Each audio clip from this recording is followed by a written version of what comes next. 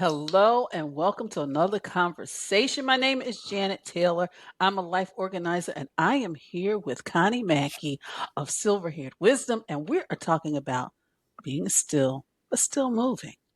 And of course, before we get into this conversation, I want Connie to make sure she shares about silver haired wisdom. Now, I'm sure by now all of you have signed up on my website. You've gone to check it out. This is fabulous because I am creating a community for women that feel that they just don't fit into their own skin, into who they are in their own life anymore. And that this community is all about trusting that wisdom that is within each and every one of us. So, thank you. So, Connie, is still and moving. Why being still doesn't necessarily mean doing nothing. It's just part of the whole, sometimes the organizing process, because sometimes you need to just, and I tell people that when they see these projects, sometimes you just got to pause before you Mm. dig in.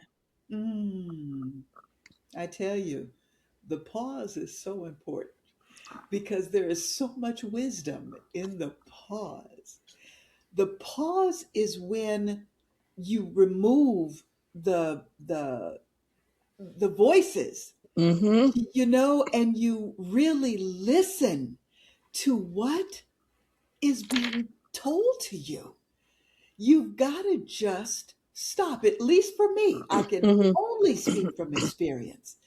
My pause was getting out in nature, was going for that walk, was just not having anything here and figuring out what I was going to do in the next chapter of my life. That was my pause. But the great thing, especially about not having a television, Mm. man, oh my gosh, I didn't have that programming coming at me all the time. It wasn't a distraction. When you pause, you can't get distracted. You are in it.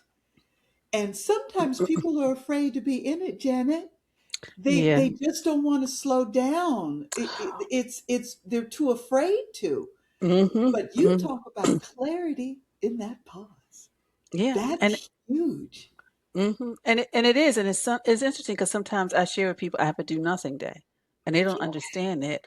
I'm like, well, it's easy for me, because I don't have children, pet, a partner. I says, so I do that because I need that almost just like to give myself a boost of energy for Yeah, whatever I hate going forward. So you're yeah. right. So how do you find peace when your routines and structure are kind of stripped away? And I ask you that question because at one point, you couldn't really see because you were dealing with some eye issues, but Hmm. also you were just navigating, trying to move from one state to the next because you were doing that cross country move. So, how do you find that peace? God, it was hard.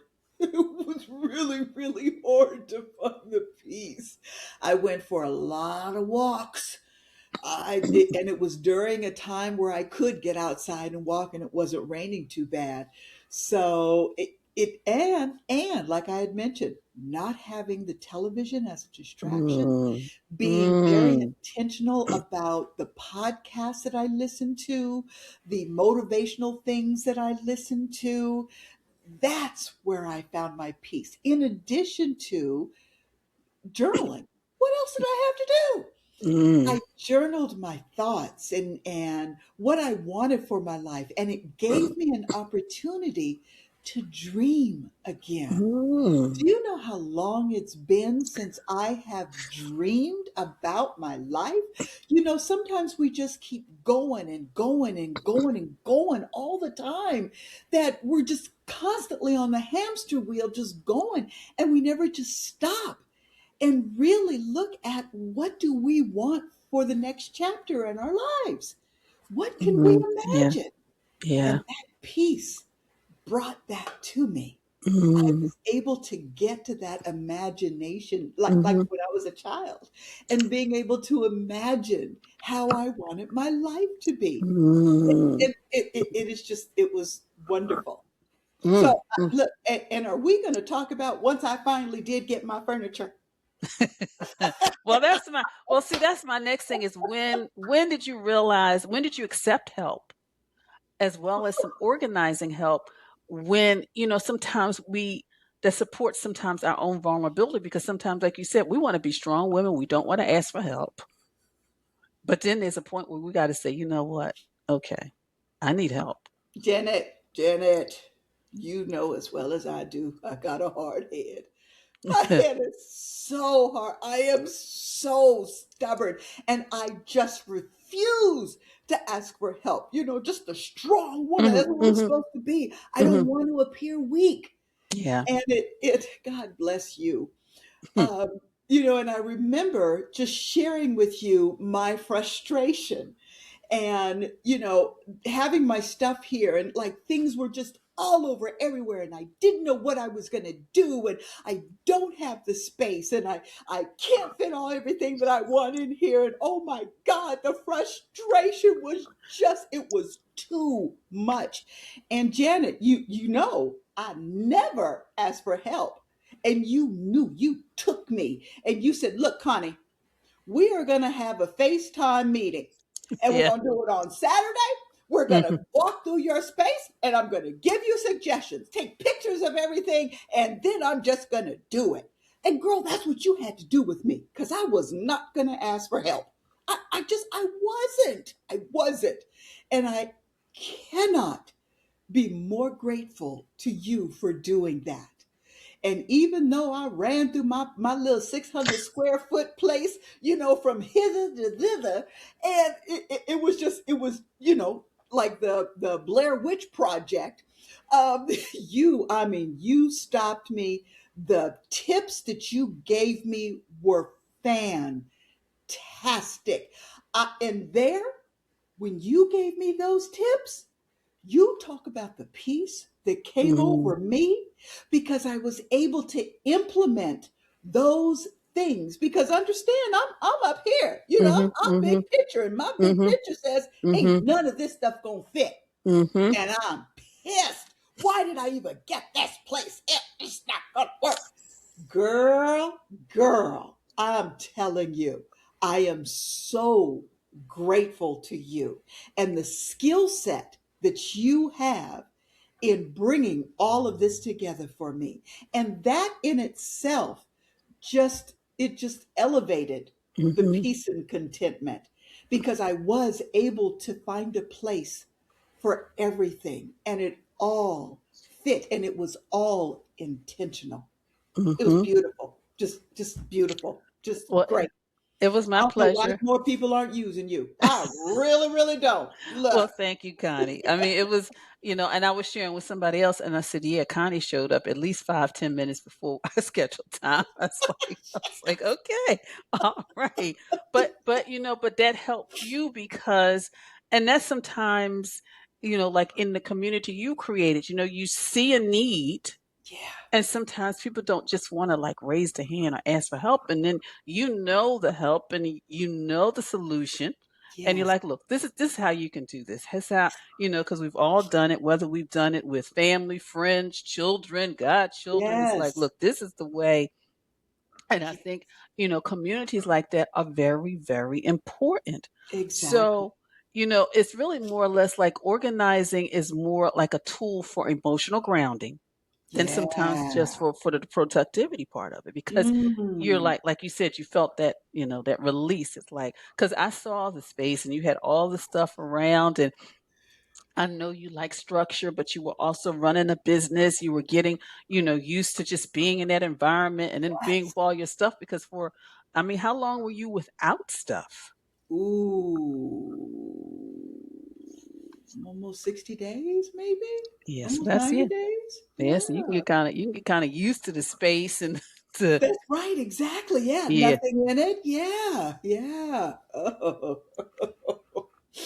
So I But guess what was something that you learned maybe from not having this stuff? You didn't have your utensils and you didn't have this, that, and the other, and you just had all of that space. Like, what did you learn that now you kind of incorporate moving forward? girl, that I don't need it. that if I had to do with less, that I could do it. I could absolutely make it work. And that in itself was such a huge revelation for me because I've always had more than enough. My mother trained me that you got to have, Yes, enough pots and pans and plenty of glasses and dishes for just in case somebody drops by. So I had an overabundance of the utensils, the cooking utensils and towels, sheets, Lord. just stuff. And it was just me. It's just me. So, yeah, I learned really, really well that I could get away with one pan, one little small pan, and cook what I need to cook. Now, do I want to? No, but I could if I Mm-hmm. wanted to. Mm-hmm. So yeah, living with less, it really is okay. Mm-hmm. And you know how sometimes, people think, well, I don't have much, and they think they're poor. Mm-hmm.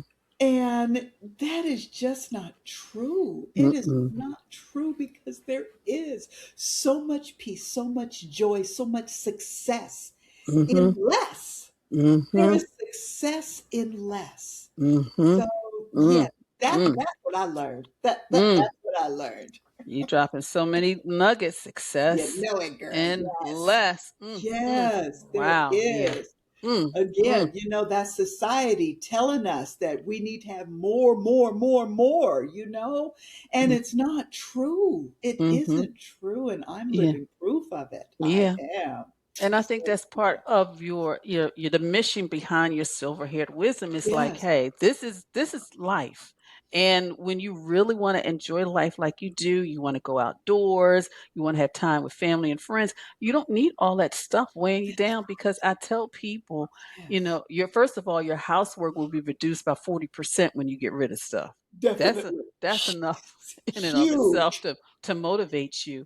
Um, but also it just allows you just to really be more present Definitely. because you're Most not worrying definitely. about all the stuff Yes. that you've accumulated over years. And, And you're not worried about somebody coming and stealing it. that's the truth. You, That is you so know, true. and that's what people want. Oh no, you can't come and take my stuff. Oh, Yeah, oh, no, no, no, that's true. no. That What? is so true. That is so true. That is so What? true. Mm-mm, Yeah. mm-mm. So, yeah. So, Worries are gone. Yes, yeah. Jack. So still and moving and Yeah, letting it go. Yes, yes, yes. yeah. Well, of course, I've enjoyed another conversation with you, Connie. And once Indeed, again, indeed. please reach out to us and join Connie's community if you haven't already done so. And if you have, then let somebody else in your community know about silver haired wisdom. Well, Thank of course, continue to use your list, your comments, your questions, and of course, and thank you for joining us. Have a wonderful day. And of course, until next time, take care.